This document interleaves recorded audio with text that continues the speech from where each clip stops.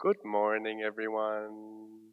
Thank you all for coming out on a Sunday morning so early. It's lovely to see so many faces here. Um, I'm going to switch to German for a second. Braucht irgendwer hier im Raum eine Flüsterübersetzung? Wir haben Wonderful Ron hier providing Flüsterübersetzung. um, okay, wunderbar. Dann nicht. Welcome very much to our panel, Not Here, Not Anywhere, Europe's Neocolonial Gas Grab. My name is Nari, I am based in Berlin. I am organized with the Black Earth, sorry, I'm not used to microphones. I'm organized with the Black Earth Kollektiv, and usually I work around colonial continuities in nature conservation, in connection to climate justice. Yeah, so much about me. I'm here with the wonderful Neville from Doncass, Africa. Neville is based in South Africa and is working with coastal communities to support them in their fight against coal and gas grabs. Then we have the wonderful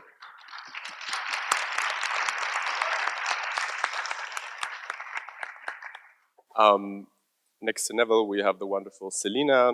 Selina is an Afro-German feminist whose personal, professional, and academic path is guided by a strong desire for justice. She holds a bachelor in social and cultural anthropology from the University in Tübingen and a master's in international security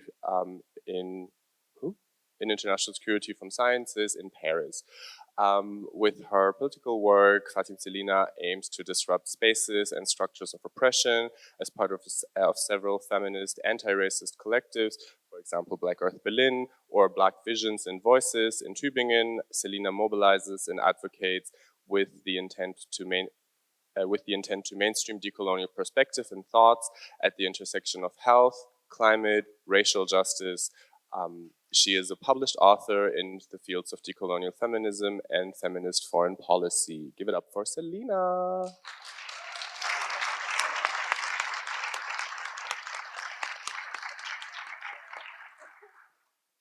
Okay, and next to Selina, we have the wonderful Lorraine. Lorraine has been a climate justice organizer, for nearly a decade and has engaged as an activist, as a community rights defender, a regional climate and energy facilitator, and now she embarks on a new role under the Africa Climate Movement of Movements as the Africa Coordinator. Lorraine also works on one of the three African facilitators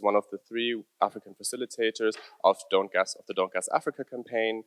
Previously, Lorraine worked as the coordinator for the African Coal Network, where she organized and supported efforts to disrupt the fossil fuel system in Africa to ensure a just transition and divestment from coal in just, democratic, and a regenerative manner. Lorraine has also supported winning campaigns in various African countries that have managed to cut financial flows to new coal and defended communities from harmful coal project impacts and shaped the narrative shape the narrative away from coal and gas and for a clean energy. Lorraine has also served as the ICBC in the ICBC campaign as a steering committee member and is a global advisor to Climate Critical Earth. You have a resume. I'm not done. And is a regional advisor for community resources and exchange. Lorraine also worked for natural justice, engaging at the interface of environmental law and human rights, carrying out community-centered and legal empowerment using various legal empowerment methodologies and researches. Give it up for Lorraine.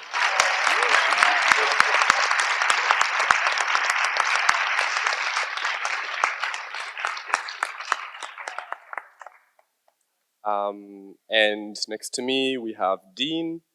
Dean is a 2018 Mandela Rhodes Scholar and a climate justice activist with several years of experience on building and implementing campaigns on strategic communication strategies that advance the idea that African economies need to urgently shift away from their dependence on fossil fuel-based energy generation and leapfrog to renewable energy. He's currently the campaign's lead for Don't Gas Africa. Give it up for Dean.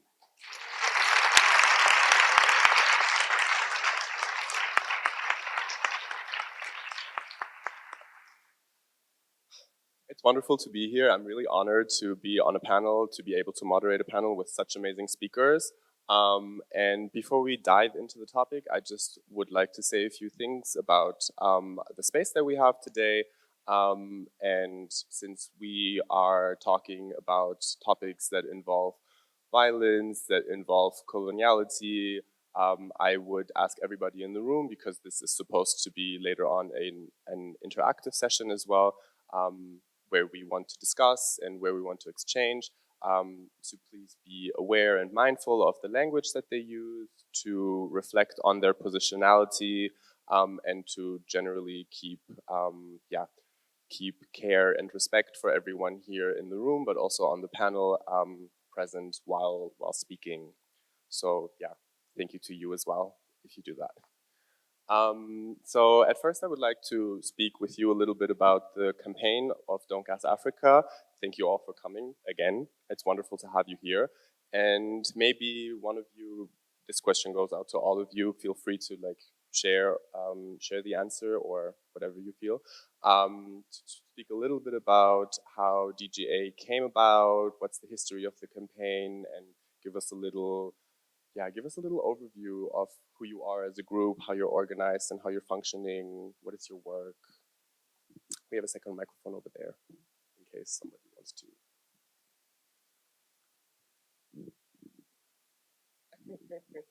Well, I guess that's me. Good morning, everyone. I hope you're all doing well. Yeah.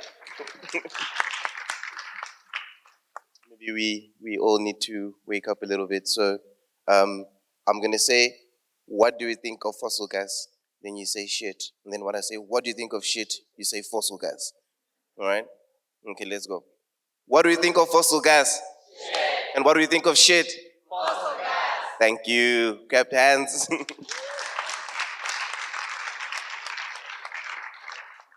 So basically, Don't Gas Africa is going to be 1 year in June. And essentially, it's a collection of different CSOs across Africa. Currently, that's about 350 who are really supporting that network. But in terms of how it started, it was when we decided to have something called the Arusha meeting, which was held in Arusha in East Africa early last year before the campaign started, and we invited different CSOs from across Africa working in different aspects. The reason as to why we wanted to do this is because we realized that the climate emergency has got similarities for everyone, and at the end of the day, we're all fighting the same battles. So we invited the faith communities, LGBTQI communities fighting on climate change. We invited gender communities working on climate change, public finance people, adaptation people, resilience people. So pretty much everyone who's working on different themes under climate change, and we brought them into this similar room in order for us to start building an African narrative and to try and tackle the whole notion that, we are all working in silos when instead we need to be working together, because the whole goal fundamentally is to combat, and tackle the climate emergency. And the meeting venue inevitably was monumentous and symbolic, because in Arusha, that is when some of those African leaders back then, so your Sankaras, your Lumumbas, actually met together to make decisions on a pan-African future, on a future that is grounded with Africans at the center of that approach. So we decided to go back to historical roots that mean something for us as Africans. And that's when we came up with what we call the Movements of Movements building space. And it is not an organization, it is nothing of that sort, but instead it is a space where we opened up to anyone in Africa who wants support. It could be resource support, it could be campaigning support, communication support, support in terms of amplifying different messages. You plug into that space in order for all of us to work together. So, for example, we have an individual who then came into that space and they wanted to engage with the African Development Bank, but they'd never been able to do that. And it's in that space where we actually find individuals who can guide you and equip you on how to engage with the African Development Bank. So essentially, that's when the campaign started, and we started having these monthly calls. And as mentioned yesterday during our workshop, the change in EU taxonomy then led to the African Union coming up with a paper that was centering gas and nuclear energy as Africa's energy future. So we decided that we need to come up with a campaign to combat gas, and no one really had an idea what that campaign would be called. It was a really tough one. At first, it was the Africa We Want campaign, but then we were like, well, you can't say that it's a very long word because then what do you say? TWA, what campaign? Doesn't make sense. And then we were like, fossil free future Africa, and that still didn't make sense because it was FFFA, and that, FFFA, when you're doing the acronym, it feels like as if we are, running on your words. And then I remember we were sitting having lunch. It was by myself, Amos, who is a senior energy and policy advisor at Power Shift Africa, and we were having something called tilapia, which is a really amazing fish in East Africa. And I remember I had to quickly run to the bathroom because I was choking on a fish bone. And they would still think about names, and I'm like, don't stop, don't stop, don't stop, don't stop, I'm coming. And then he was like, hey, wait, why don't we just don't gas Africa? At that moment, I couldn't say no because I was choking on a bone. So when that cleared out, I was like, wow, that sounds amazing, DGA, which is a very nice way of doing it. So we pitched it to the different networks and we're like, don't gas Africa. And they were like, yeah, well, that's super great. Problematic in some spaces, but super great. So we adopted Don't Gas Africa, and that's when it was birthed in June. And it was really formulated in order to provide a really big pushback on gas to say that, gas will cause strain to assets. Gas is shit inevitably, as we all said. The Don't Gas Africa campaign is campaigning at the AU level, trying to push for the African Union to adopt a much more climate-friendly policy that does not center gas as a transition fuel. But most importantly, the campaign is viewed as trying to win back what it means to be African and what it means to have Africans solving problems for Africa. So there's a strong identity of being an African around that campaign. Inevitably, and it's deeply suited in our indigenous knowledge as Africans, our identity, our values, and our principles. And when we want to produce something, inevitably we want it to be African-led and African-driven. So when we go to like our counterparts or our comrades in Europe, we say, stand in solidarity with us, but do not necessarily say, do not gas Africa, because the fossil fuel industry then will say, well, look at that. Europeans are telling Africa has no right to develop. So we were like, actually, stand in solidarity with us, but at the same time, support us so that we may amplify the message, do not gas Africa, which is why it's very important to continue amplifying African voices coming out of the continent and to own the energy narrative in terms of Africans are saying no to gas. Because currently, when we look at it, for example, when we were with the energy minister in Senegal and with the minister for economic development in Germany, she was like, Africans have already said that they want fossil gas production. And the question that Laura and I had at that moment in time was like, which Africans? Because we are here and we're saying no. We have over 350 organizations who are saying no. We've got a petition with over 20,000 signatures of not CSOs, but ordinary Africans saying no to gas. So if we're in a space where we find polluting countries in the global north then claiming that, African countries are saying fossil gas production is the future, are we really being meaningful and mindful of that approach? And DGA tries to tackle those different instances. And Another big thing that we were trying to tackle as well is the whole notion that we're being viewed as anti-development. And honestly, that is not the case. We believe that Africa has got every right to develop, but there is no chance where you can be promised development when after 100 years we still haven't developed, right? They said, open up coal plants, open up oil pipelines. Africa is going to develop. You are going to be industry giants. Till today, I mean, we've got more people who've got more or less energy access than we did, 10 years ago because of fossil fuel industry. We've got more people hungry before we opened up our coal mines now before then. So clearly this cycle has created a cycle of fear, want, and need in Africa. And I remember someone said something really great on the opening summit here, that in order for capitalism to thrive, it needs people to suffer. Because it's only in conflict you find opportunity as capitalists. And fundamentally is what they're doing. And also with the Don't Gas Africa campaign, we realized that we've been divided across Africa. We've got Africans, but some speak Portuguese, some speak French, some speak English. Classic example of the scramble of Africa for us to not really understand each other or identify each other as Africans. So fundamentally, even at the core, we're trying to break those barriers, but it's not easy because, it's very difficult to try and communicate actions if you cannot speak French, for example, myself.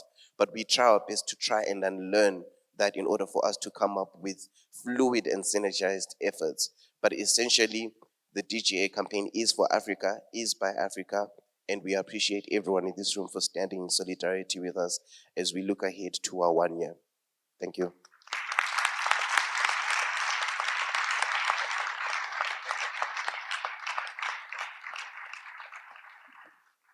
Thank you, Dean. I don't think there's much to add on. I mean, he said a lot about our origins, what we believe in.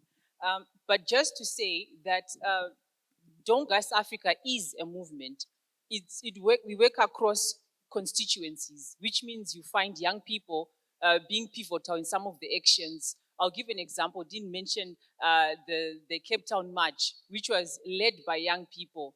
Of course, we made sure that we support the organizing, we support with necessary resources, but we work across constituencies. We've got strong feminists that are part of the movement. We've got strong indigenous groups that are part of the people that are trying to push back on gas in their own countries. So we work across constituency. We also work across various thematic areas, which means we are also trying to influence the financial infrastructure which facilitates gas deals in Africa. So our work takes us across the spectrum. We support grassroots groups by ensuring that we amplify their voices. We work at national levels whereby we're challenging governments to say, this is not the path for Africa. We work in the region whereby we make sure that we make every space an activist space. The history that we know is most of the decisions are made by people that are detached from the general masses. And we are trying to change that with the Don't Gas Africa campaign. We're ensuring that every space, every decision that is made is an activist space. We've got people's voices challenging all those decisions that are disruptive to our economies, that are disruptive to our environment, that are destructive to life as we know it. So that is our approach. And of course, we work at a global level. Like what Dean mentioned, in solidarity with some of the CSOs that are here, which enable us, which facilitate us to be able to work also at that international level, where we are challenging still systems that are. So also to emphasize that we're not myopic in not knowing what the root cause is, right? Which means that we're trying to challenge the issue of energy, not just limited to energy, but looking at the global landscape, the pillars that are holding together that energy system, which means we're going to be challenging various systems such as capitalism, right? How money is structured, how power is structured, because we know that energy systems have managed to spread their tentacles and then influence all those systems, our politics, our governance, our decision-making processes. And that's why, again, we work as a movement, because it means we're able to tap into all those other issues that are dear to Africa, issues to do with food, right? Because gas affects all these things. So when we, for example, trying to address the issue of gas in Senegal, we work with the fishermen, right, whose livelihoods are lost as a result of corporates, extracting gas in Senegal. We look at food issues, right? Affecting fishermen means we're also affecting what people eat. So the issue of gas, when we look at it, we're not trying to tackle it. We look at it through cross-thematic issues. And that is how also we're able to mobilize a mass movement in Africa, because our issues speak to what matters to the individual, what matters to communities, right? All those other thematic areas on water, on food, on land, on finance, on debt and development, on tax, right? So you find that most of our members work in various constituencies doing different things. But when we call for a campaign saying don't gas Africa, when we want to challenge, for example, our Africa Union, our Africa Development Bank, we're then able to tap into those various civil society groups that work in those areas. So that is us. Back to you. Oh, so before I end, I promised Naomi that I would announce this. So we're hoping that we can continue collaborations with each and everyone who's here. So Naomi is going to circulate a sheet of paper, and if you're interested, please do fill in your name and your email address, and then afterwards we'll find ways to continuously engage and interact, knowing that we are one, we work as a unit, and together we can make the necessary changes that we have to in order to address the climate crisis. Thank you.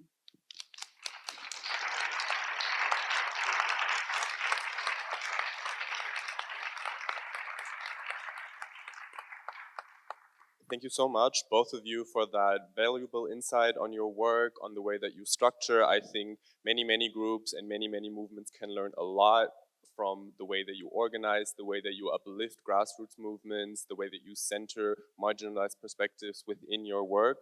Thank you so much for sharing that with us. Yeah, I mean, this conference obviously happens in the face of the current or upcoming meeting from the European Energy Council, and there's going to be the European Gas Conference and also the European Hydrogen Conference, which is followed by that. And there's something very interesting that in our pre-conversation, I don't remember who mentioned it, but someone in our pre-conversation mentioned that it's a conference on European gas, but there is actually no gas in Europe which is being mined or which is being produced or used. There's this one gas field in the Netherlands, which is a huge reserve for gas, but you already see adverse effects like soil slids, earthquakes, and stuff like that happening. So obviously people are shying away from that. And so the question with also having the context of new LNG terminals being built in Germany, the mobile LNG terminals, but also on long-term goals, the fixed LNG terminals, which obviously leads with Germany as kind of a European tone setter to a dash for gas coming from Europe. And where is this gas coming from is the big question. And obviously, fingers point to countries of the global south, and especially to countries in Africa. Senegal was already mentioned. And I have a question for you. You can also feel free to share it up as you want. What does this gas rush mean for African countries, for example, in Senegal, on a structural level, but also for the livelihoods and personal experiences for especially marginalized people in those contexts?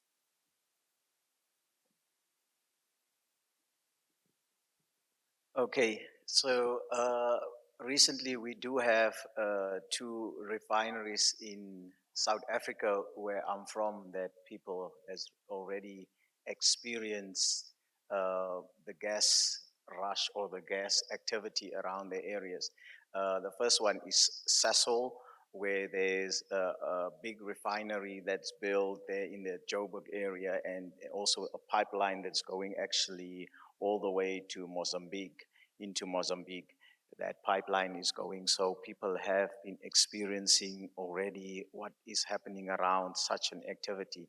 So, and we have not seen any major development. We have not seen much difference. There's still a lot of poverty. There's still a lot of human rights violations. There's still a lot of pollution in the landscape, and that also raised the perspective and the knowledge of when people is coming to us with any new idea of gas, that gas has not really made a difference. On the other area in my town, close to Mossel Bay area, there's also Moss gas that they also have some pipeline and an oil rig that was in the ocean and a big refinery that is flaring up on a daily basis.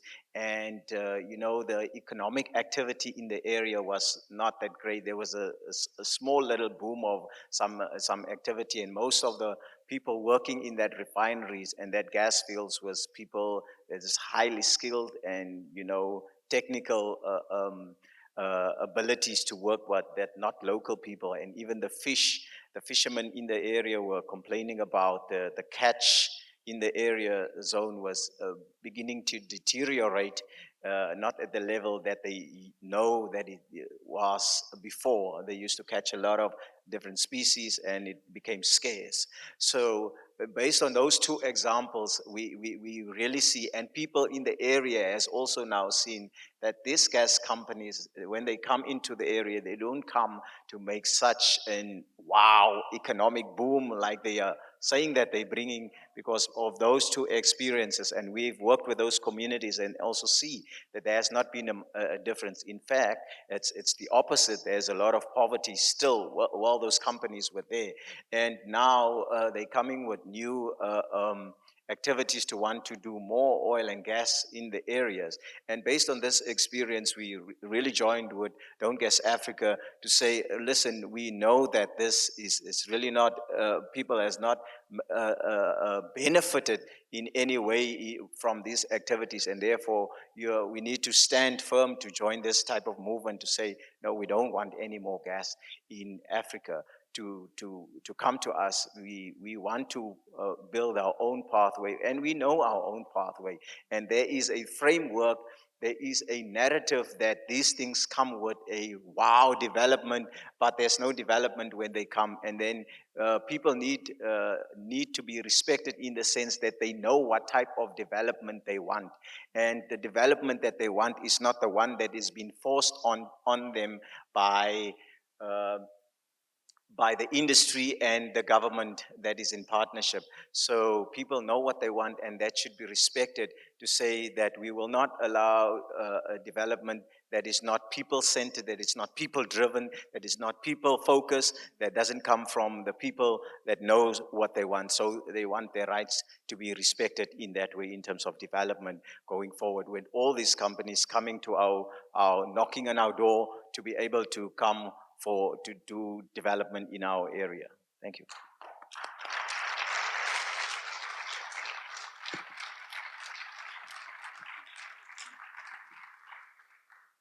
Thank you.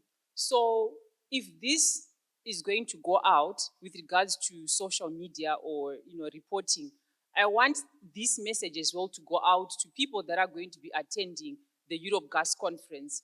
I want to bring back into their conscience the issue of the scramble and partition of Africa, whereby in previous decades, global powers sat down, to think and discuss how they can partition Africa amongst themselves. And this conference is a true depiction of that, right, for African people. It's still same corporations, profit-driven behaviors that are sitting down to discuss and decide what they can do, how they can extract resources from Africa, despite the implications that that extraction is going to have on African people. So I want this to be out there, that let's not do a repeat of the scramble and partition of Africa. We are aware that systems of oppression evolve over time in order to be acceptable or to be appreciated by the general public, right? So we understand that they might not come with guns, they might not come with weapons of mass destruction, but the issue of using finance as a tool to manipulate African resources, to take away African resources, not to say that you want to extract gas. No, gas is not the future, But the manner in which it is happening, the discussions that are happening with regards to extraction of gas, definitely that is what it looks like. It looks like companies, corporations, global powers, political elites are sitting down to discuss how they can continue with their colonial agenda of extraction, of taking away from African people, of ignoring the impacts of, one, the climate crisis. We all know that the climate crisis came about as a result of extraction activities, the pollution, industrial development, right? That is what brought about this climate crisis that we are trying to deal with. And it is unfortunate that it is not the perpetrators who suffer as a result of extraction. It is the very most vulnerable people, the poor, marginalized communities, marginalized groups that suffer from the implications of extraction. So definitely, when we look at this conference, that is what it looks like. That is what it feels like. And like I said, systems of operation change, right? Years ago, I'm not sure what they called it, when they were trying to sanitize and clean it up. Now, they're calling it the Europe Gas Conference. That is what it definitely means to us, and that is what it looks like.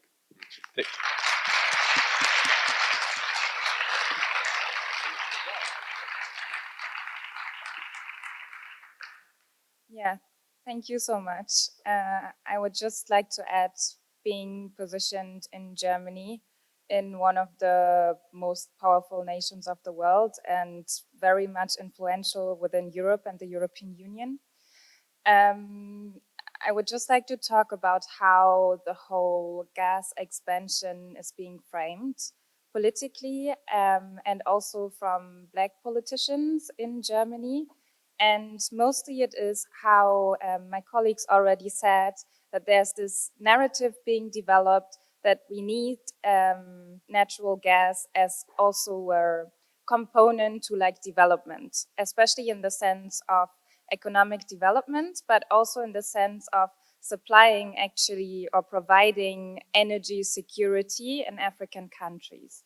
And regarding the project in Senegal, so Senegal is positioned in West Africa and one considered as one of the more peaceful ones in West Africa.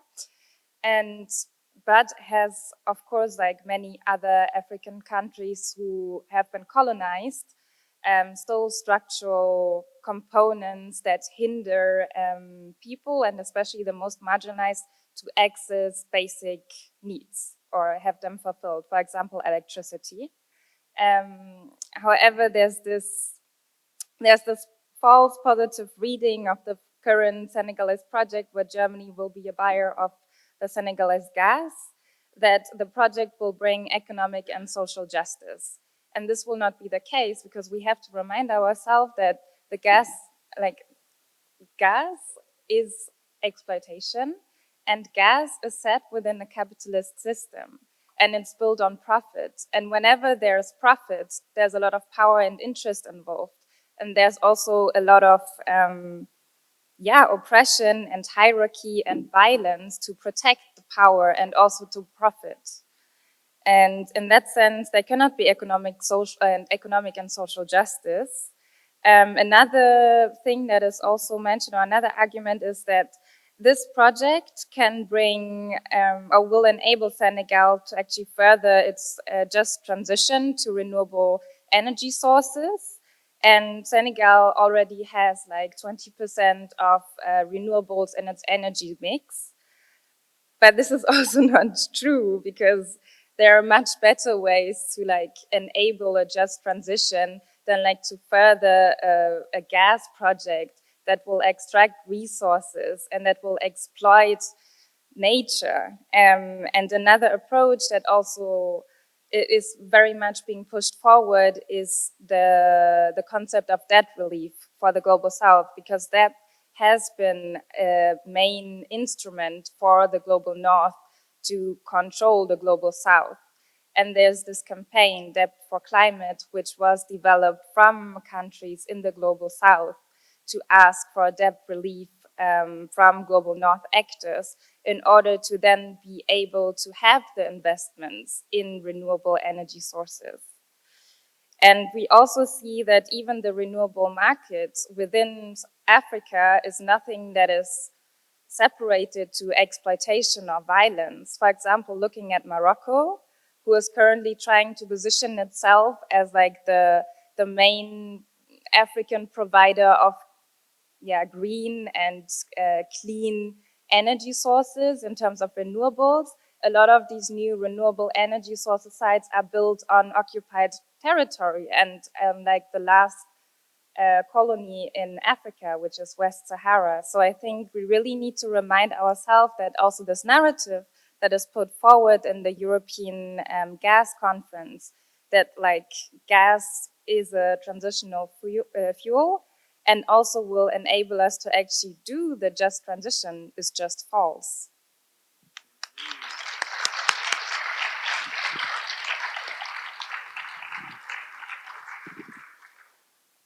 Thank you all so much for sharing and giving your insight. I think we can all tell that all of you speak from great knowledge and experience.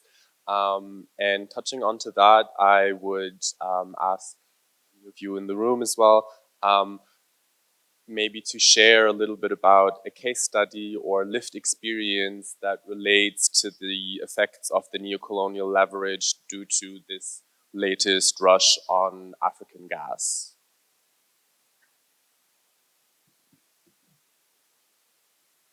Okay, yeah, I want to start with some of these ocean communities that I'm working with all around the coast. Yeah, I'll give you a little bit of context behind that. So that communities used to live right onto this ocean seashore. So they can literally open their window in the morning and get the water and wash their face. That's how they used to live, so close to the ocean with a lot of boats standing in front of their doorways. So now they have been shifted away from that space already to live just further down. So now they need to walk a distance to get to the ocean where they used to live in front of the ocean. So they were dispossessed of living close to the ocean. That was only for people of a specific color to go and live there. You are not qualified to live there, so you were shifted away. So now they're living just a little bit further down, so they need to walk down to the ocean shore to go and catch fish. So that already happened in colonial and apartheid days.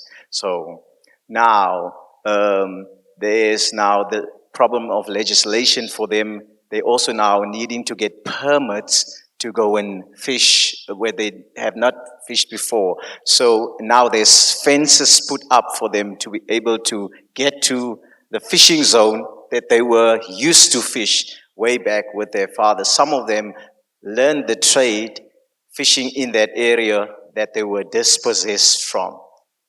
Okay, so now they need a permit to go and fish where their grandfathers and great grandfathers used to fish now. That is the context.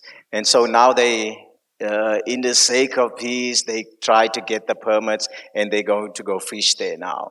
So now, coming with the oil and gas coming into the ocean. Now the oil and gas is a threat for them to be able to still, with this permit, they're already struggling to get to the ocean, and now they still have to compete with this oil and gas company in the same territory where they also want to now go and drill for oil and gas. So that is now some of the challenges that they are now. So when one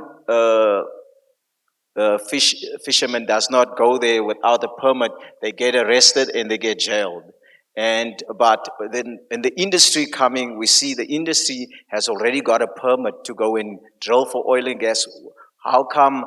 Where's the justice in that? So the fishermen get arrested, but the industry get free passes with permits just to go and get the licenses for seismic surveys or for LNG ships to be there in the ocean, and for all types of drilling in the ocean.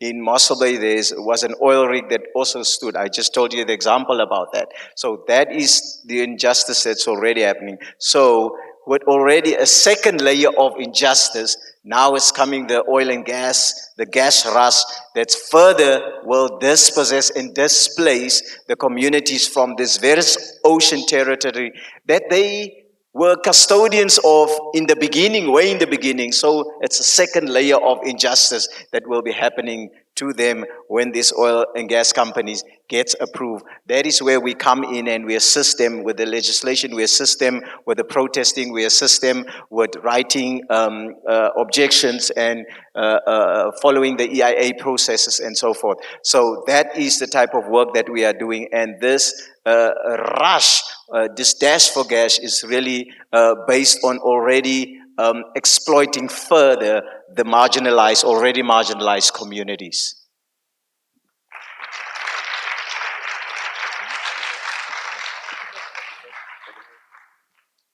Yep, thanks for that. How many of you have a favorite couch? Show of hands.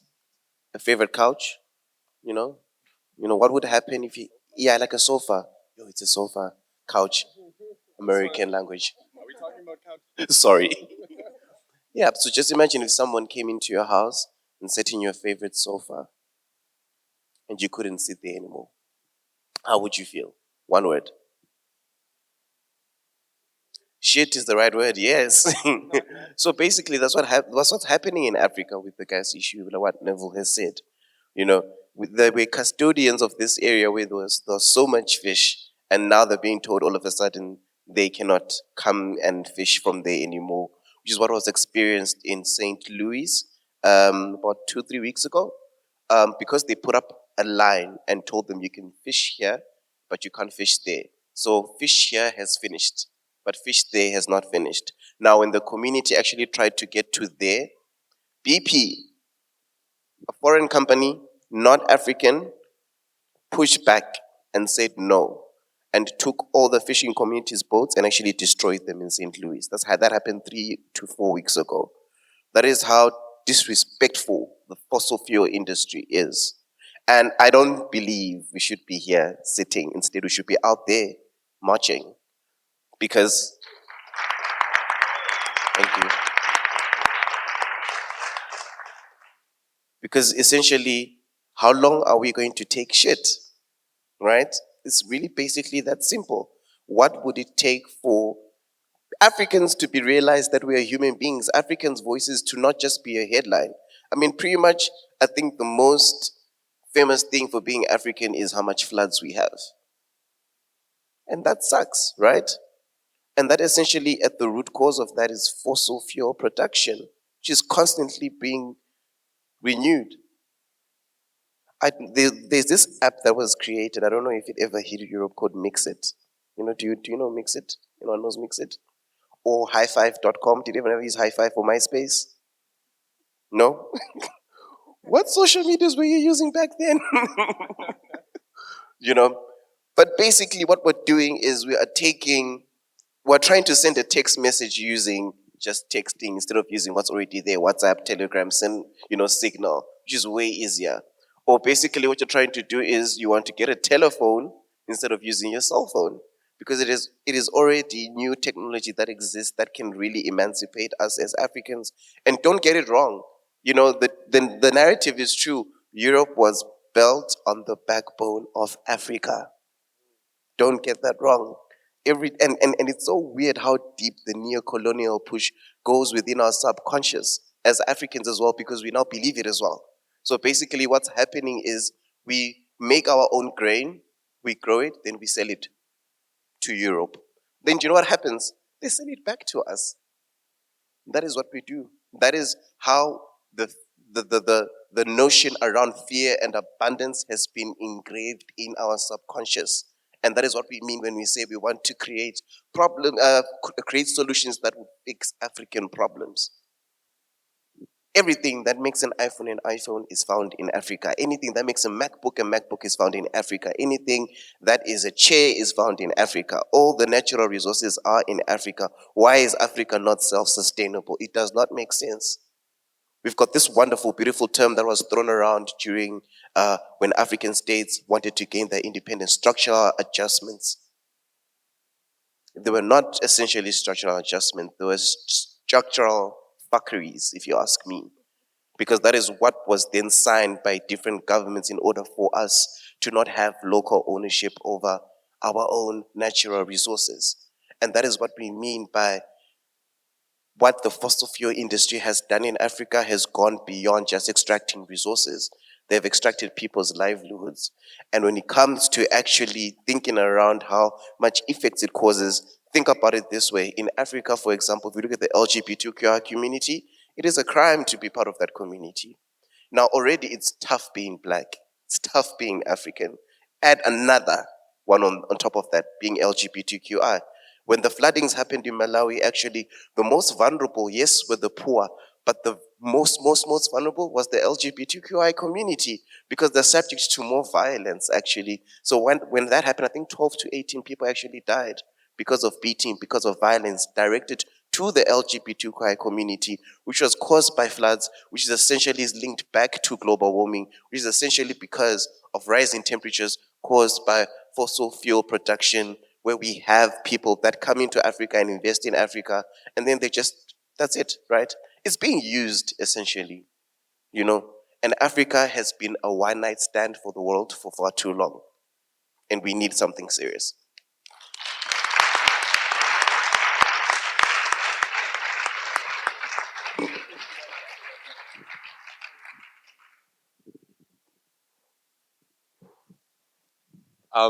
Thank you so much for that. I think that is really, really important to keep always in mind that it can always be traced back to colonial and neo-colonial leveraging. And I would like to speak with you all now a little bit more about the consequences that come from this exploitation and this from these decades of exploitation, and maybe we can talk a little bit about ecological consequences, economical consequences, but also social and cultural consequences that occur due to fossil fuel extraction. You touched a little bit on it right now already with how LGBTQIA+ communities can be affected, especially now with the bill that has been passed in Uganda that puts being queer under the death penalty. And my question is, what do you see that has already occurred in mining regions? We touched a little bit on that already. And what are you expecting to occur if no measures against it are being taken?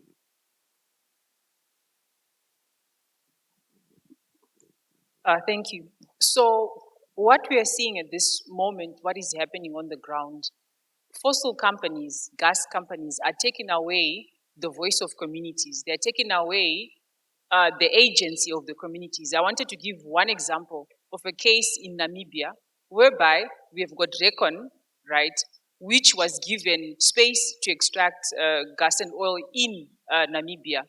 Now, communities took Recon to court, challenging Recon for carrying out their activities without consulting communities according to the laws of the country.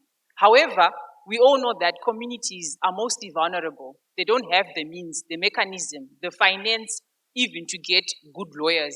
So which means communities in Namibia lost that case, communities in the Okavango. So what that meant is communities have now been slapped in the face with, they have to pay back the fees to Recon, right? So what is the implication of this? Communities in Namibia are now afraid to speak out. They're now afraid to then go back to court and challenge Recon because they know that they will lose the case in the courts and now they have to pay back 500 million Namibian currency to Recon, a fossil company. So this is the power that fossil fuel companies have over communities, over people in Africa. One important aspect I wanted to speak out on is the issue of the fact that people assume gas will bring development in Africa, right? And the definition even of an energy crisis, I really wanted to touch on that and to go back on that. The definition of an energy crisis only took global stage when we saw Europe, having an energy crisis. But I wanted to add that Africa has been in an energy crisis for many, many decades. We all know the statistics. More than half of African people are excluded from energy systems. More than, many, 600 million people don't have access to energy, right? And no one or nowhere in the world has this ever been taken, has this ever taken center stage or reported on within the same manner that you're seeing the Europe, energy crisis being reported, which means African people, we don't even have ownership of the narrative of what a crisis is. We don't even have our own, our own information, our own interpretation of events, right? But we just are absorbing or taking in issues as they are presented to us by the globe. So, having people living in energy poverty has not resulted in any form of agency activism, no. It's only when last year, that's when we show a rapid dash for gas in Africa, which again means that it's not for Africa's development. I know our leaders, I'm not sure how they're thinking, but of course, we will always, in a struggle, always have people that will sell out, people that will not support their own, right? As we are seeing some of our African leaders do, as they are conniving with fossil companies, allowing and licensing fossil fuel projects companies. So again, the definition of energy, it's to us, what is happening now has already excluded African people because we have always been living in energy poverty, right? And so for us, for the world to tell us that we need to extract gas because there's energy poverty, we know that it's a big lie. It's not to benefit African people. And also just to say, all the pipelines, all the fossil pipelines that you see, whether it's the Eco project, it's the Okavango, if it's gas in the North Africa, all of these pipelines are leading out of Africa. There is no gas pipeline which is being constructed is leading inwards or into Africa. So again, this is just a myth, that our African leaders are telling us, and this is just a myth which is being peddled by corporations that they want to alleviate poverty in Africa. If that was the agenda, oil would have alleviated poverty in Africa, coal would have alleviated poverty in Africa, and all those other resource extraction would have alleviated poverty in Africa. So we are aware of the false narrative and false information that is being spread, and that is why we are here to create our own statement, our own political statement, to create our own narrative and to build up on it to say, gas is not for Africa, and gas will not develop Africa, in addition to all the other fossil fuels and all forms of extractivism.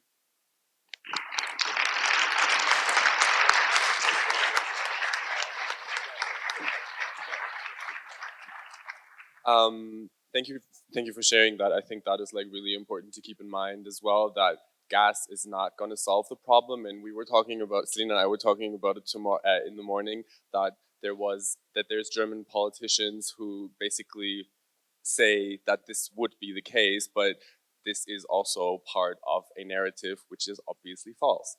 And I have a question for Neville, maybe if you want to answer it. What do you see, or what does this mean in the consequence of an exacerbating climate crisis, maybe also for fisher communities?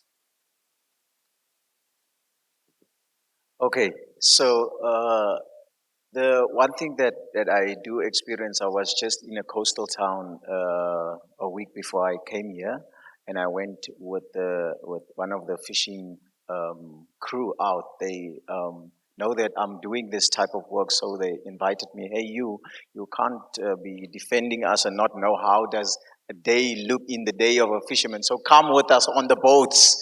So I ended up going with them on the boats to actually check what they were doing and how they're doing their fishing activities.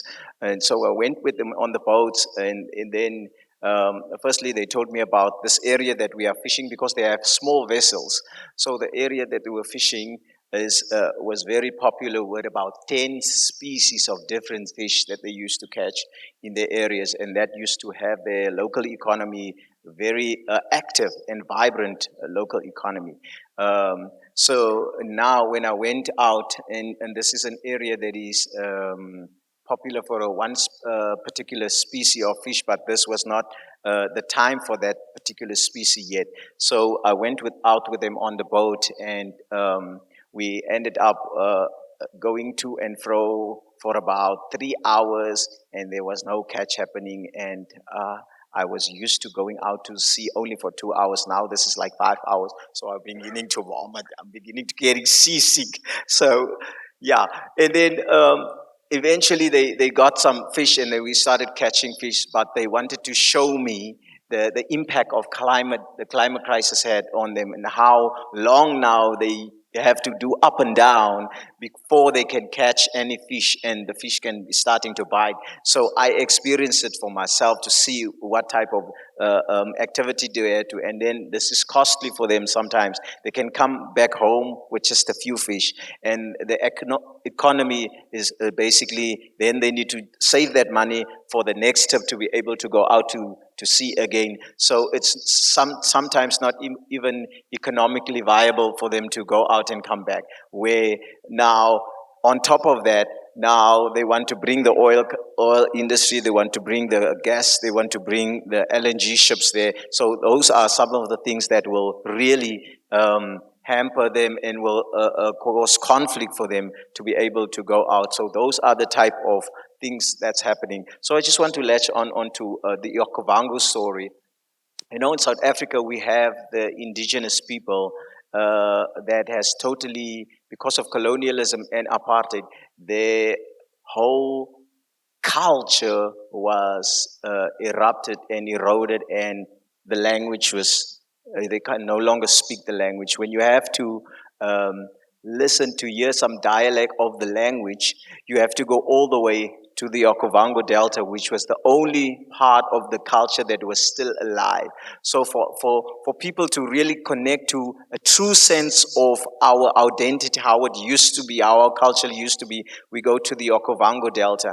And now we see in the newspaper that Recon Africa wants to go and destroy the last bits of our culture that we still know. So when I want to hear the language that appeals to me, I want to listen to someone in Okavango, it's no longer there. So now this company go and destroy the last bits of my culture that's left in Namibia, because it's the same culture that we're coming from. So that is how the injustice and the neocolonialism just keep on perpetuating. And you know, one of the remarkable things about the Okavango, it's a beautiful biodiversity area, and it's got a lot of big five living in the area, and the waters ways of the Okavango makes that ecosystem a brilliant ecosystem and a great tourist attraction as well. And so this is where our people live, the own ancient ways, and that's where we will do pilgrimage to go and see how they live.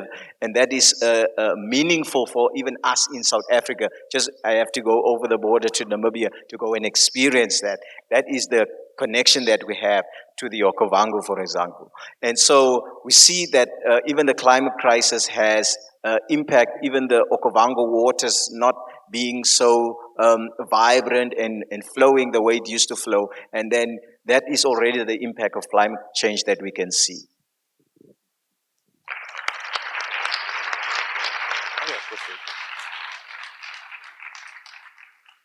I also think it's interesting to kind of compare what is being enabled for the free movement of fossil fuels, or like resources for energy security in Europe and in Germany, compared to the free movement of people.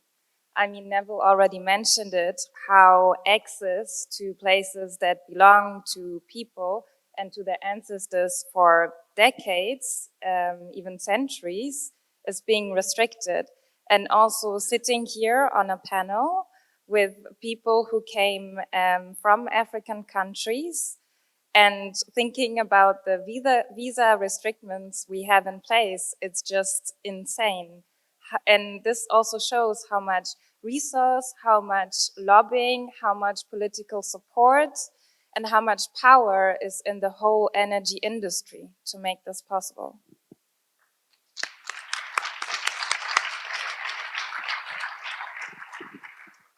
Thank you to the both of you, and thank you also to Neville for sharing on something that I find really, really important, that with the loss of ecosystems and the loss of livelihoods, there's always a very underrepresented or a very underrepresented loss of cultural practices, which are so integral to the identity of communities.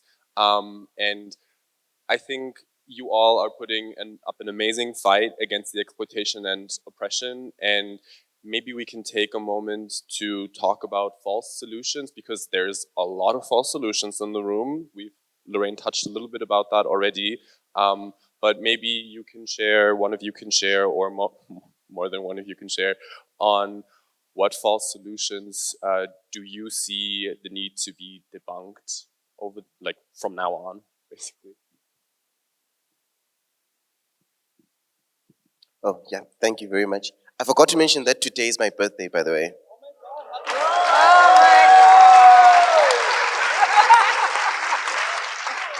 All right.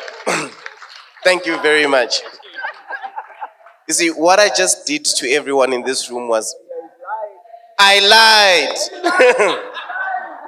It's not my birthday. And that is the problem. And that is the problem with the world.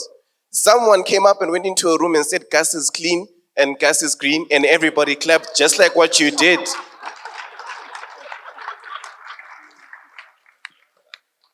And just like I lied about my birthday, we quickly jumped and started singing instead of actually doing a background check to see if this is true. Which is what we're saying about gas, right? People need to do a background check to check if gas is actually clean and if gas is actually green instead of just clapping and screaming. Because at the end of the day, we are screwing someone else over. But thank you, it's nice to know that I'm loved. But for me, in terms of false solutions, and one thing that I want to bring up is geoengineering. So for me, it's very amazingly stupid, right? To have someone blow up a balloon and shoot it up in the sky just in order to see whether or not they can plant like cloud seeding in order to create rain. That is chaotic technology, something that's being put in the world to try and give the fossil fuel industry a reason to continue extracting. And we need to step up and actually deny the push for geoengineering, not only in Africa, but in Europe, because it's being widely investigated in Europe. And just to give you an idea around it, is someone literally blew up a balloon. They blew it up and threw it in the air. And that costs millions of dollars that can be put back into European housing crisis, for example, but instead they're blowing up balloons. That is how ridiculous, and they don't think we're humans in this world. And we need to own that and catalyze that and really debunk the fact that the climate emergency will not be solved by technology.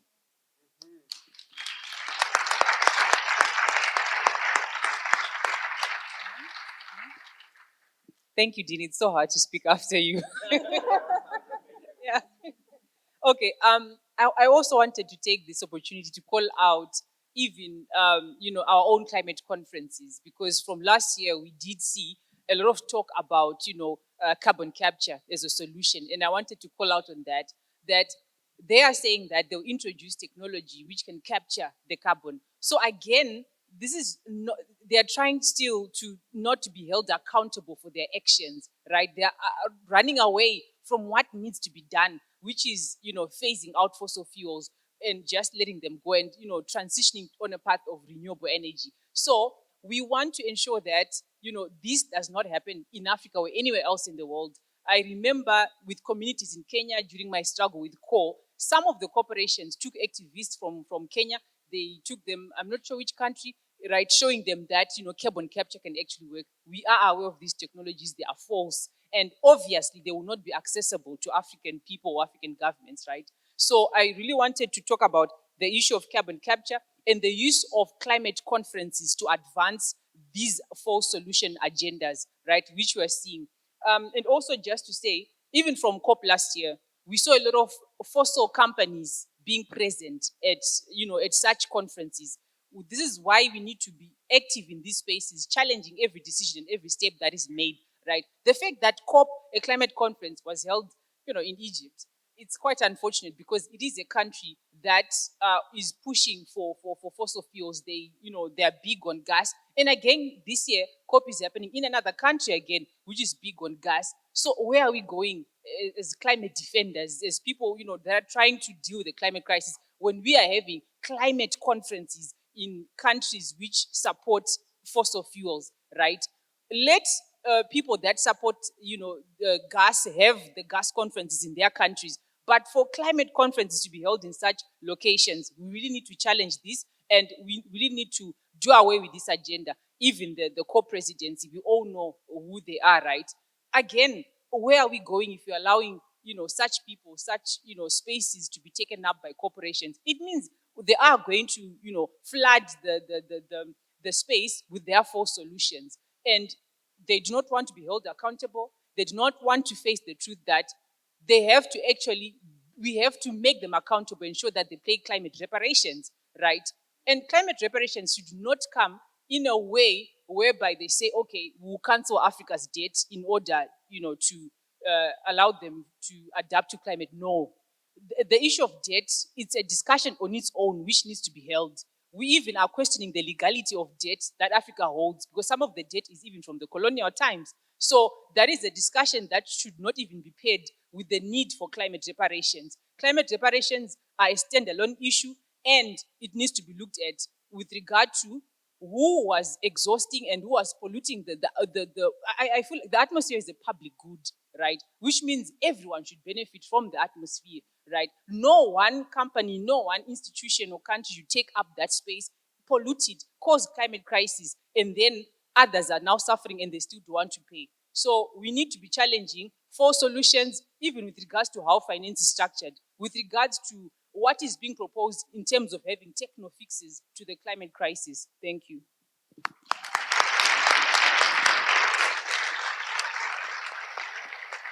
Okay, before I go to the false solutions, I just want the gents and the ladies to just help me with something. The gents will say, don't guess, and the ladies will answer Africa. And the ladies will go, don't trash, and the gents will answer Africa. Okay, you got it? Okay, let's go, gents. Don't guess. Don't. Girls, ladies, don't trash. And they answer. Okay, right. Let's try again. Let's try again. Okay, gents, don't guess. Africa, don't guess. Oh, you get it. You get it. Okay, thank you. Thank you. Thank you both. Thank you all so much for your valuable insight. I think we really need to work on those debunking those solutions and narratives.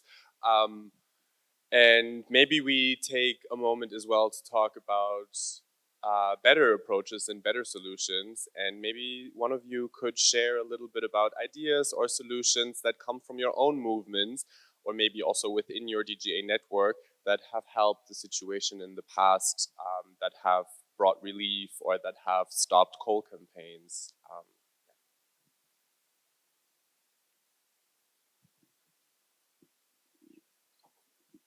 Oh yeah, sure. No, my question was to if you could share a little bit about a project or a campaign that brought ideas or solutions that came from your own movements or within the DGA movement that brought relief or help to the situation in terms of the rush of gas.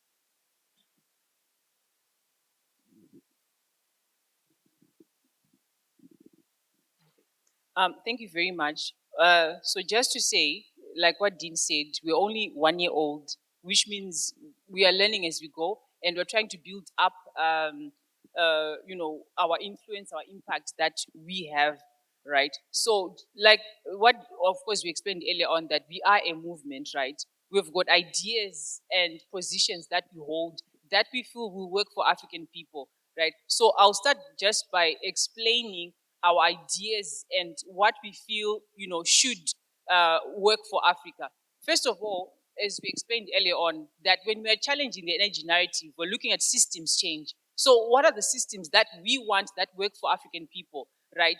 We all know that the way sub-Saharan Africa is structured, it is structured in a way whereby a number of people in these African countries stay in marginalized areas or rural areas. A large population of the people in sub-Saharan Africa stay in rural areas, and a large population of these have got still have got environment-based or land-based livelihoods, right? So, which means when we want to tackle the issue of energy, we have to look at how energy can access all these groups in the marginalized areas.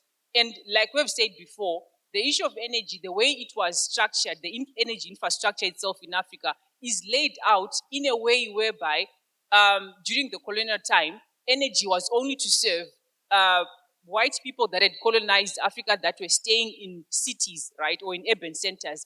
And also energy was only meant for the industries, right, the gold mines that were there at that time. So which means the energy infrastructure itself actually excludes people, the larger population in Africa. That's why it's been a challenge trying to have energy, people in these regions access energies, because the system, the way in which it is structured, actually excludes people from accessing energy. So when we look at ideas on how then energy can work for people, one, we are pushing that energy be decentralized, right? So energy needs to reach all these people. It can only be done through decentralization, whereby people are custodians and owners of that energy system, right? It means that from the decision making itself, it needs to be done by the people in the different localities. The project, the energy projects themselves need to be decentralized and not to be centralized. And this cannot happen. Fossil fuels only allow for central decision-making processes only, because they can only happen in areas where the fossils are. The danger that these projects hold. Imagine gas flaring, imagine oil spills, and the danger that these have on people and whether people will be able to manage them or not. So people are not able to manage such dangerous, toxic projects in their communities, which then means they only can be central, right? Unlike renewable energy, which can be decentralized to various locations, right? So this is our thinking around how systems can change. We're still developing, our thinking, our ideologies around how energy can be structured. And also just to give an example, I would also want to mention the Lamu project, right? As a movement, we've very much engaged in those fights through our other colleague. I think we all know Omar El Mawi, who has led the Stop E-Corp, and he's also worked on the Lamu project, right? So from that, this gives us a typical example of that it is possible for people to push back on dirty projects, right? We all know that the Industrial and Commercial Bank of China wanted to invest in the Lamu project and also in the Zimbabwe Sengwa project. And through a lot of work in terms of mobilizing, building community agency, capacity building, doing work at the regional level, doing work at the international level, this allowed us to actually resist such dirty projects. So we know that for gas, it is possible because we have done it before. As we all know, I've been with Africa Core Network before, coordinating work across Africa with regards to, coal struggles in Africa. And we did manage to shut down a number of coal projects in Africa, like I've mentioned, the ICBC, which was trying to fund 2 projects in these 2 countries, right? And those projects were definitely shelved. So with the gas project, we know we can do it. As long as we apply the correct tools, we work with communities, we amplify community voices, we put the resistance where the money is, where the decisions are made, and just broadly to allow us to build the alternatives that we want. Thank you.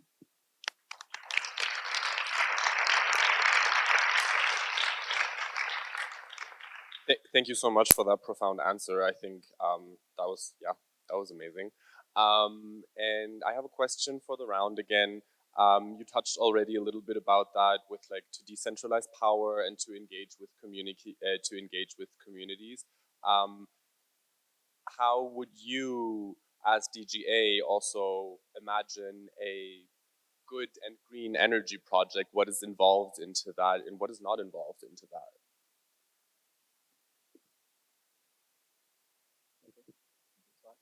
Okay, so when we look at we talk about alternatives, and we know, like Lorraine has already mentioned, some of these rural communities where they are situated, they are doing land-based and agriculture, and when it comes to the fishing, they have the fishing on that side, and then in the towns where I am from, the culture used to work like this. It's these 2 communities from the land-based production would come together, and the fishes would come together, and there will be a central market where they will come and they will exchange. That speaks about the local economy, where they will give fish for vegetables and so on, and the market is going on. That was the type of lifestyle that they were used to.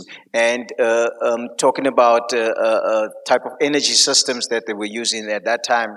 They were just using renewable energy to get themselves going, and that could still be the case now if it's just organized properly for them to be able to have tangible renewable energies at their within their means that could be used for them to boost an alternative type of livelihoods, because there's an alternative livelihoods that they have already come from. It's nothing new. They can easily tap into that type of systems because it's a system that is not heavily on the planet. It doesn't have fossil fuels, and that is a system that they know, and that's how the interaction used to happen with these local communities in the fishing villages and the rural villages, and with the exchange of a local economy that get a chain reaction, and it's not going to a major industry like Coca-Cola, but it's just within the local economy, like that is within their means. Thank you.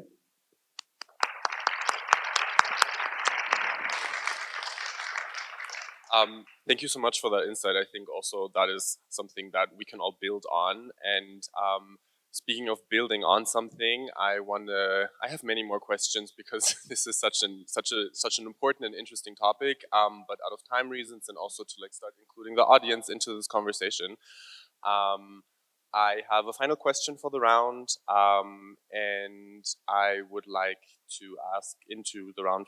Please answer everyone if you feel like it. Obviously, we all come from different backgrounds, being socialized in different societies as well. And what are different stories that we all share, and how can we identify similarities between European and African activists or movements? And how do we share and how do we shape a common narrative? It's a big question, I'm sorry.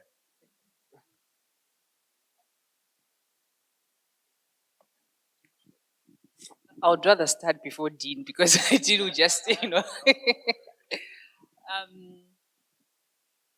Okay. So what we know for a fact is that as a globe, we're suffering from multiple crises, and this alone should bring us all together, right? We have seen with the COVID pandemic that no one is safe from a crisis, and so we always need to, support each other, build together, because when these crises come in their full effect, we all know that we're only just, starting with the climate crisis. If we don't take necessary steps to cut down on emissions, it means at the end of the day, we are building up towards a future that we do not even want to imagine. So the climate crisis, I know that Africa is at the front lines of the climate crisis. We're the most vulnerable because of a number of issues, right? Our health systems are not as good, our technology, our finances are not as good. But at the end of the day, if the climate crisis continues to build up, no one is going to be safe. No one is going to be able to actually cushion themselves from the climate crisis, right? In Malawi, we are seeing what Cyclone Fred is doing to Malawi, right? Numbers of people have died as a result of the cyclone. And this is only just the beginning. Climate crises are multiplying in terms of their intensity and also their frequency, right? I always say, when I was growing up, we didn't see as many cyclones as I am seeing now that I'm an adult. So this needs to ring a bell in everyone's mind, because we have a common goal, right? We all should build towards a common goal, a common future, whereby we allow our environment, our climate to thrive. So alone, the threats that we face should force us to actually come together.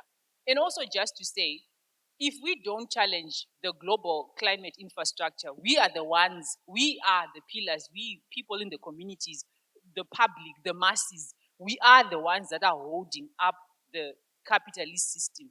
We are the ones that are holding up these exploitative, oppressive energy systems. So we just have to let them go, and then they will fall, right? So all this, from what we've heard from groups in Europe who are going through the cost of living crisis, right?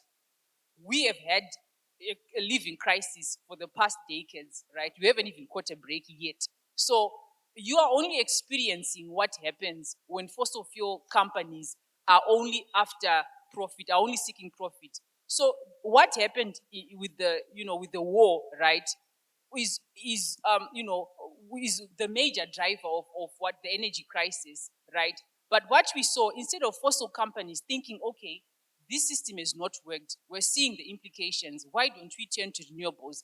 They sought to make profits, even more profits than they've ever made. Like, I have questioned, how can corporations continue to make profits when we've got a health crisis, when we've got this global crisis happening, and corporations are even declaring that, oh, we made the best profits in, like, we've never made such big profits. So that alone should be able to show us that corporations don't have a conscience. Even you are not safe, right? When the worst comes the worst, they'll sacrifice you. As you are seeing now, when you're going through a cost of living crisis, you are not safe from corporations, as we are also not safe from corporations. So we need to build the critical mass and challenge systems that oppress people, because the moment that they get into a crisis themselves, they will protect themselves and leave the masses to their own future. So we need to come together, and together we can actually make the necessary changes. Thank you.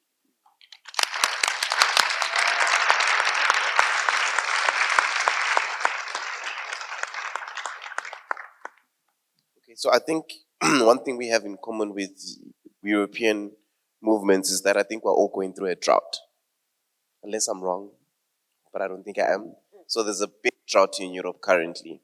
And that's really fundamentally also grounded on a water crisis that's growing. And that is the same thing I think we can identify with what's happening in Africa. And I think for me, one thing that I like likening that to is continuing to produce electricity using fossil fuels. By that, I mean it takes 95 liters of water to produce 1 kilowatt of electricity through the current system that is being governed by fossil fuels. And adopting renewable energy will have that. So I think that's one problem. And I think we share that problem because we all are facing the climate emergency, and water is going to become a very major issue. And I think that's one aspect that we can identify ourselves with. The second aspect is fundamentally using renewable energy would prove to lower prices for energy, because currently we do not really consider the inequality gaps that are growing globally. So I know that the inequality gap is not just an African problem. I know there's a strong inequality gap as well growing in Europe as well. You know, the earnings between the haves and the have-nots is significantly large. But essentially, I do not understand if we were to adopt a renewable energy model where it is being governed by sun and wind, for example, then essentially we are divorcing ourselves from a source of energy that can actually be put a price on, because the sun is free and the wind is free, and essentially that would lower electricity prices inevitably, right?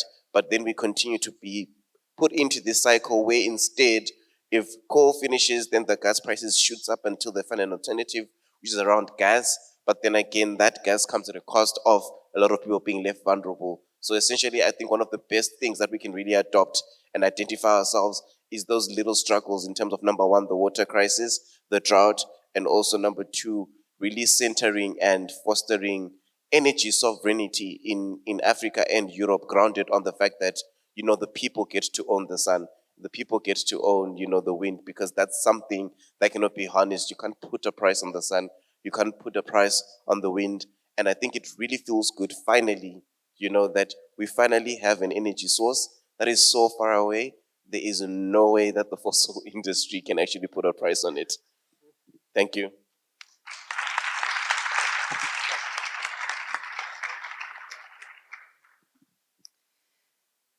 I think what Lorraine mentioned was very good, because it was a reminder that even though we are definitely affected by the climate crisis, we do have common structures and systems to fight together. And for example, in Germany, the energy crisis is often framed in the context of the Russian aggression of war in Ukraine. But this is actually only the trigger. Like, the energy crisis we experience at the moment in Europe also goes back to the pandemic as well, when like gas and oil prices were super high and also inflation started. But this is also not the whole explanation, because actually what is causing all these crises is also an economic system that is based on exploitation, on centering profits, and on centering growth. And I think this is also how we need to approach the gas industry, and how we need to approach the current context around the energy crisis. So we need to change the exploitative manner that is underlying what we are currently seeing. And that means to also tackle labor exploitation, that means to tackle displacement, that means to tackle migration, and that also means to tackle any form of violence and extraction. And I think it's very important to also connect the energy crisis we are seeing now, as we have all mentioned, to colonialism, and also to racism, to imperialism, and to capitalism as well. And I think this also shows us that the current way how, especially in Germany, climate activism is also a lot of times organized, needs to change. And we need to have a climate action that is anti-colonial, that is anti-racist, that is anti-imperial, and that is anti-capitalist.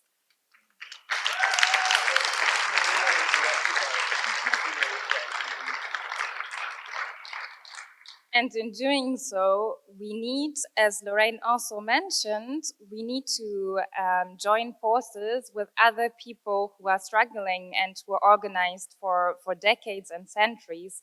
And that also means to not only build stronger ties with like labor movements and workers' movements, but also with queer movements. And also to center these kinds of voices, because we need a systemic change. Like, we need the system to change. We just don't need the energy sources to change. We cannot just exchange how we do it now, like oil with gas and gas with solar power and with wind, and it's not going to work, because as long as we have a system in place that is built on exploitation and violence, there will be exploitation and violence in any form and in any lives.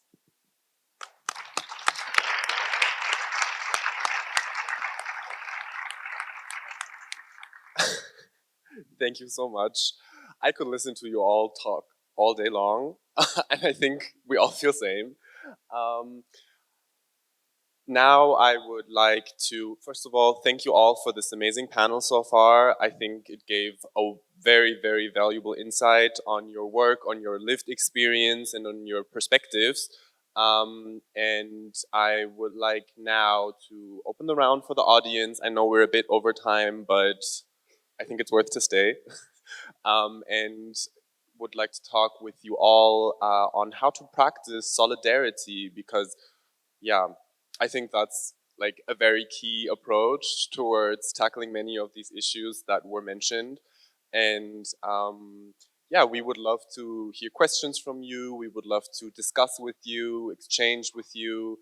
And one thing I just want to like send ahead when asking questions, we talked about it as well in the beginning, please be mindful of how you phrase your questions in regards to your positionality. And also, this question year round or this exchange round is served for is meant for exchange and not necessarily to ask the participants here for like a guide on what to do, but rather to have an exchange about ideas and potential solutions. So here we go. Yes, I see a hand already. Do we have like, I'm gonna just like run around. Okay. My name is David Ugolo, and I work for an organization called African Network for Environment and Economic Justice. It's an NGO based in Nigeria, in the Niger Delta in Nigeria. And our areas of work is on issue of gas, oil, and the implications and the corruption angle of it. And just recently, we're focusing on Shell because of Shell activity in the Niger Delta in Nigeria. Shell is a big multinational company that has so much influence in Nigeria they influence the politics in Nigeria. They're so connected in Nigeria, and that to the extent that activists that are advocating for environmental justice, if you recall, the hanging of Ken Saro-Wiwa in 1995 was as a result of the influence of Shell. So, talking about solution, because we've heard enough of this problem, how do we empower the voice and ensure that the impact of gas, oil, people can easily feel it in Europe, in America, in Canada, because ultimately at the end of the day, we need to build a movement beyond activists. So that instead of speaking to ourselves, how do we take the message to those who didn't believe? Because there are quite a number of people walking on the street in Austria, in Geneva, that don't understand what we're talking about. I raised this question yesterday in a conversation. I said, I probably will also raise it now. Do you know OPEC? OPEC. The headquarters is here. And I asked, which NGO works on OPEC issues? Anybody working on OPEC? OPEC. Are you working on issues around OPEC? Just one, huh? So that tells you an OPEC is a very powerful institution that brings the oil producing countries from the developing country, and their impact on the issue of climate change is huge. But few organizations know anything about them. And then two, the oil company, Shell, Chevron, Glencoe, Halliburton, how are they able to influence issues in Africa? They use bribery as a tool. And the same thing the new gas industry is also going to use. And once you put money in the hands of politicians in Africa, they will undermine the campaign. So, what should be our response? Two, so we must carry this message beyond our activist circle and take it to our political circle in our respective countries. It's very important. Then two, we must understand how the big corporate power operate. We must understand the way they operate. And one of the instruments they use is bribery. Glencoe recently was involved in a massive corruption across African countries. And they were using aircraft. They fly from London, from Geneva, fly to Southern Sudan, to Nigeria, distribute cash in dollars to the political leaders so that their business can flow. So if they come with their cash of airplane to our countries, and you, the activists, are saying no, no, no gas, you can understand the contradiction. So how do we resolve such issues? Is to hold those companies accountable. They are criminal. We must call them the name that they have. Glencoe, Shell, Chevron, Total, they are criminal.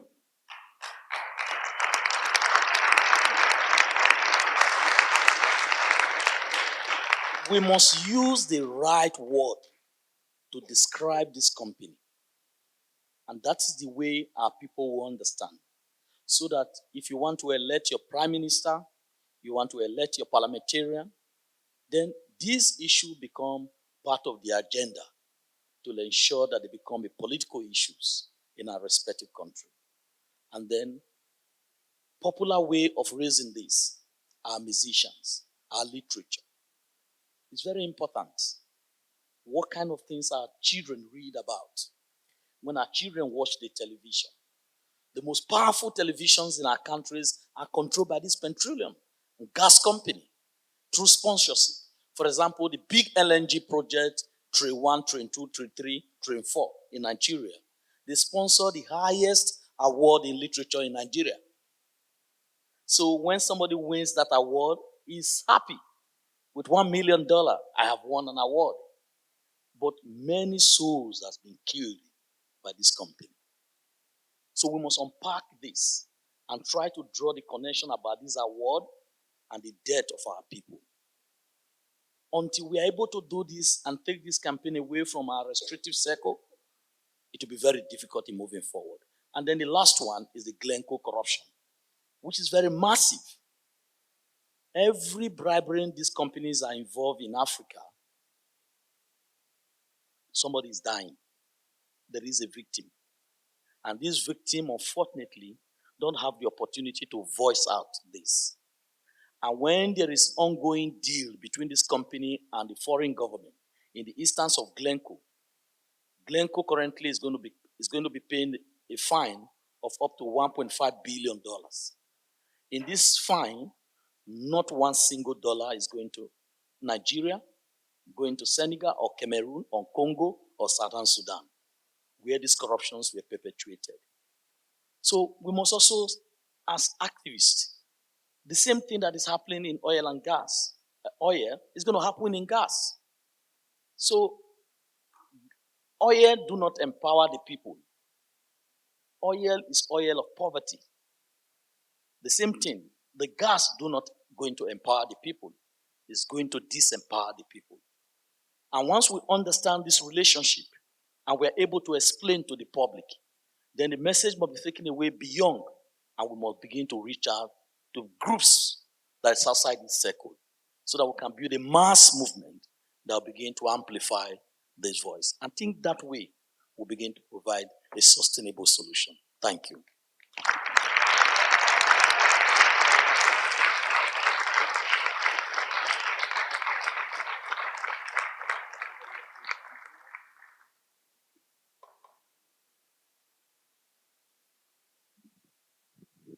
I do. Thank you for sharing that. I think also, again, wonderful insight.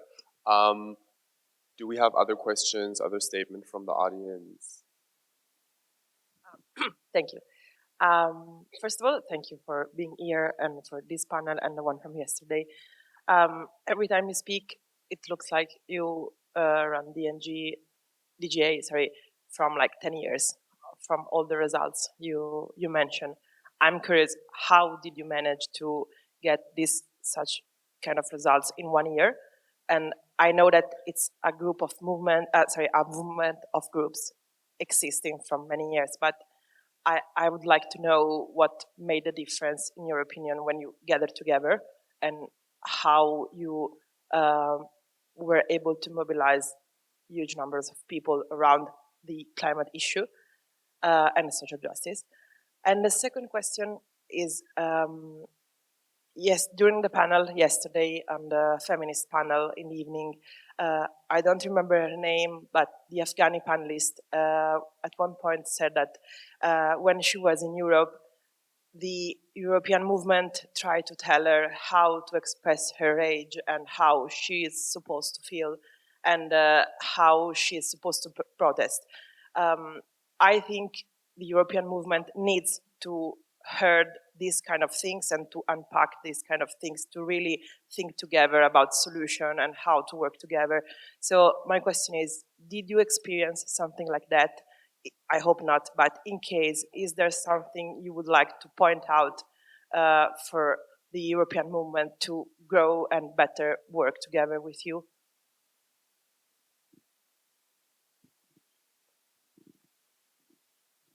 I'll just attempt to answer. But we don't have all the solutions. But what brings us together is the issue that we try and have a broad vision and agenda, right? Which means we look at Africa's problems, and then when we put them on a table, we're able to touch on what is dear to each and every of the movement, right? Like we said, we work with various issues, and issues to do with energy are not just solely energy issues for African people. You've heard from the case in Senegal where fishermen are affected. It means also an issue of food. It's also an issue of livelihoods, right? So it means we have people working on food. And then when we look at also the issue of debt, the potential of gas projects to burden Africa with more debt, and also the issues of tax, is there tax justice with regards to these companies? And the answer is no. And so we have groups working on those issues also, wanting to also add their voice to the issue of gas as well. So we make sure that we speak to the needs of each constituency, right? And when we then mobilize to say, we have got this space that we have, and we hold it as a space, right? No one necessarily owns it. That's why you might see someone in Nigeria can say, don't gas Africa. Someone in Morocco can say, don't gas Africa. It's because it's a movement, right? It doesn't have an owner. It's a space that we're trying to create where different groups can actually come with an initiative and say, okay, this is what is happening in Namibia.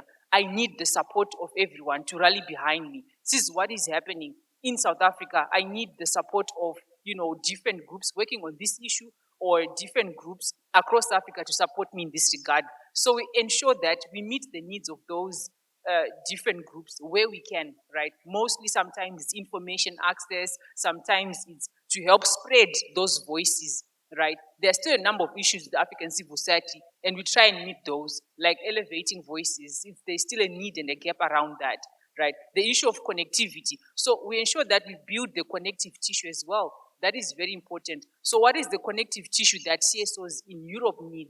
What can bring them together? What's a cause that's dear to them that if they hear that, they'll automatically join on to that movement? So that is what we try and do, building the connective tissue, understanding the needs of those groups. This takes a lot of work. It's not easy to bring everyone together. It's a lot of meetings, a lot of calls with people. And people feel that they can actually access us and talk to us. We are their buddies. We don't represent any form of authority. We don't represent any form of hierarchy. We are also like them. We are one people, right? So we try and make sure that we have flat structures whereby anyone can access us. Like myself and Dino was saying, okay, people can call us even at midnight. Of course, we do want to rest, but yeah, people actually find it easy to do that. They call us on weekends, right? Because they feel they can speak to us about anything, right? People invite us even to their weddings. That's how close we are as an African movement. So we try and make sure that we understand each person. We speak to them one-on-one calls, even a person at the very grassroots level. We speak to them, right? We allow us, we interact together and allow a free space to exist where anyone can just say anything, right? And then we collaborate in that manner. Thank you.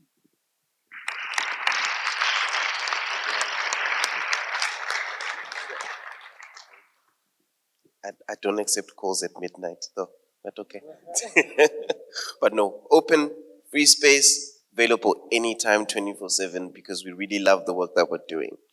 And I mean that. I see you, Naomi. I mean that. Um, Yesterday, I was invited to go for dinner somewhere, and I didn't go because they were serving lamb, and I don't eat lamb, right? And I'm getting to the point. So the reason why I didn't go is what was being served doesn't suit my needs, so I didn't go. And at DGA, we try and create a party, We're having a party, and the party's main theme is pushing, against gas explorations in Africa.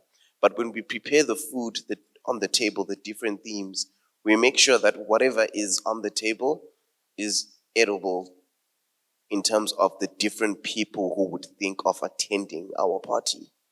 So what is it that you can do in order to prepare your table in order for someone to be like, well, I can definitely come and indulge in that, Are LGBTQI rights represented within that space that you're hosting? Are gender rights represented as well in that space? Water, food sovereignty, all the important topics that can bring people together, including academia, because, activism and academia are two different things, How an academia would unpack the energy crisis is definitely different with how I would unpack the energy crisis, And so we need to create, that party table with the different types of foods that everyone will be like, hey, I can actually go and attend because I actually like that. Because at the end of the day, we're fighting the climate emergency. But trust me, yesterday I was very hungry during dinner, but I don't eat lamb, so I did not go, no matter how hungry I was. And that is the same thing. No matter how bad people want to solve the climate emergency, but what the agenda that you currently set, if it does not suit their needs and their wants at that moment in time, no matter how bad the climate emergency is, no one is going to attend that. Thank you.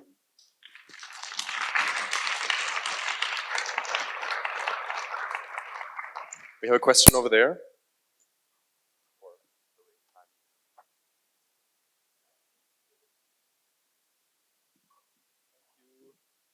So thank you so much for your inputs. Thank you so much.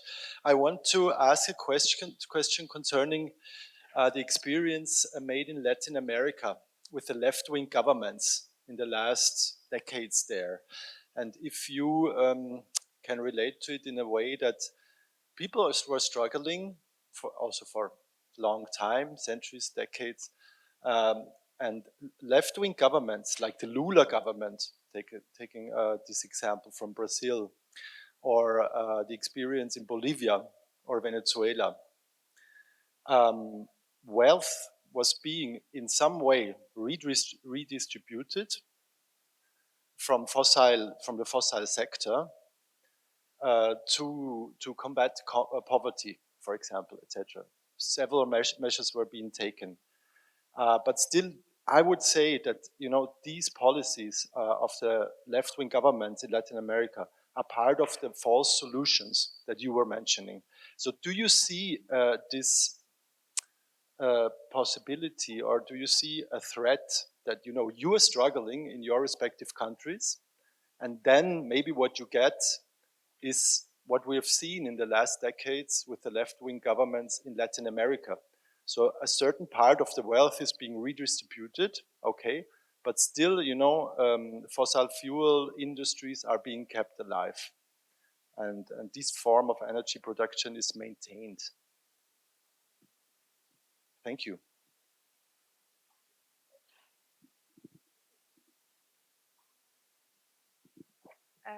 Thank you for your question. I think one thing we really need to keep in mind that colonialism intersecting with imperialism and capitalism enabled and mainstreamed a way of living that is built on exploitation. And this way of living built on exploitation is mainly located in Europe, or like in former colonizers' territory, but also is visible in the way how elites live across the world, including Latin America. And it also, this kind of exploitation also needs a certain kind of hierarchy and a certain kind of protection of power. We can also see in the politics in the so-called left politics playing out in Latin America. And I think we also kind of need to, start again thinking, or like adopt a different way of understanding what socialism and what socialism means, and that kind, and what also left politics means, also detached from nation states policies, because a lot of times we approach politics as something that is only made by political actors that came in power and have like powerful positions in nation states, but actually, like, the people, the mass has the most power, and we should really remind us of that. And regarding this kind of solution to redistribute wealth, to kind of tackle poverty, I think this is really dangerous, the way how we understand poverty to came about, because poverty is a result of different economic classes we have, and we cannot just redistribute money and then think everything will be okay, because it's just a quick fix.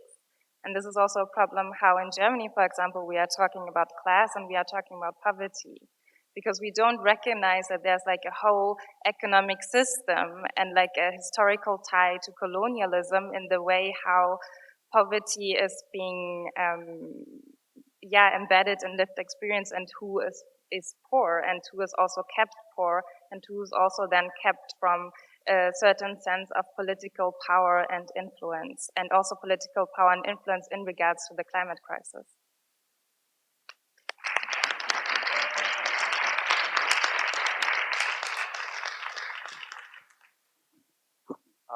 I think we have room for one more question, and I see a raised hand. So, the last question for today, maybe.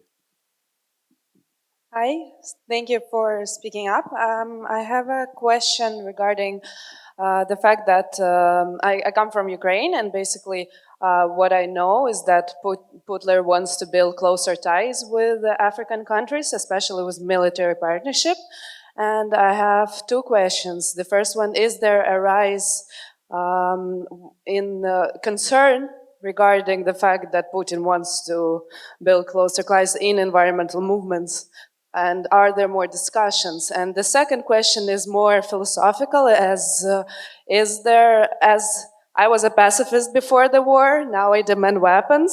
So I have a question as, how can you be kind of a pacifist, especially if Russia wants to build closer military partnerships with African countries, and they're already kind of doing it? Is there a place for pacifism in this situation? That's it.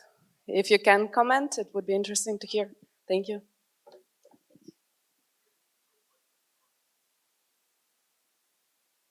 So the first question was that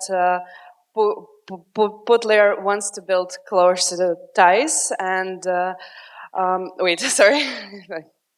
And is there discussions regarding this and raise in concerns in environmental movements regarding Russia coming in closer ties with Putler?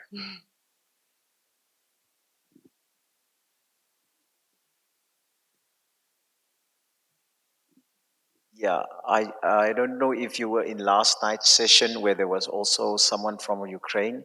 I did mention that in South Africa, we had almost like a month ago, we had one of the warships from Russia that came to do military exercises in our waters.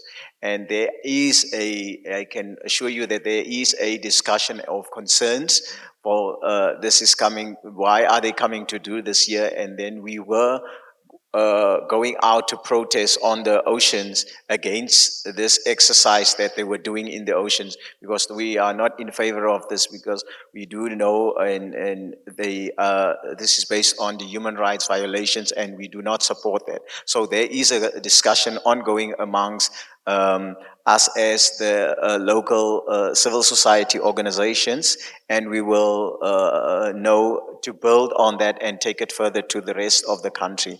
So there is those type of things that came up. I also just want to say that any form of violence should be fought. I think with the current discussion around weapons and exports, etc., especially in Germany, there's still like a real danger of furthering militarization, leading to actually based on the expenses of most marginalized lives. And we can see from all the discussions that are held and the way how discussions about weapon exports and also the need to increase the military are made. For example, in terms of the NATO and Finland joining and Sweden, etc., and the agreement with Turkey, this is a very, very dangerous situation for Kurdish freedom fighters, for example. And I also think that there was, especially in social media, a lot of positive response regarding to further militarization. And I also think it's dangerous if militarization and the use of weapons and the military is becoming the main way how we understand how to solve conflicts. And because we also need to remind ourselves that the military is not separate of nation states' interests. A nation state's interest is also not always the interest of people, and especially not of the most marginalized people. So I think it's really important to remain critical, but I also think, as in the beginning, I think it's very important to fight any kind of violence and injustice.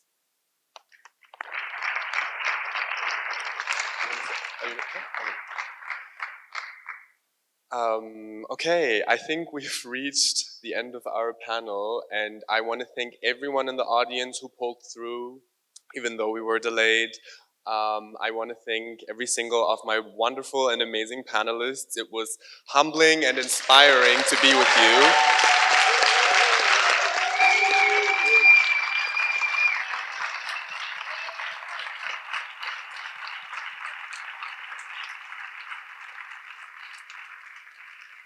And I'm really, really grateful for being given the opportunity to moderate such an amazing panel. And I think we can grow from that, we can connect from that, and we can actually practice solidarity from that and move on to somewhere better. So maybe together we can, how did you do this with the Don't Gas Africa? Okay, maybe we can just like, don't gas, don't gas, don't gas. Africa. Thank you.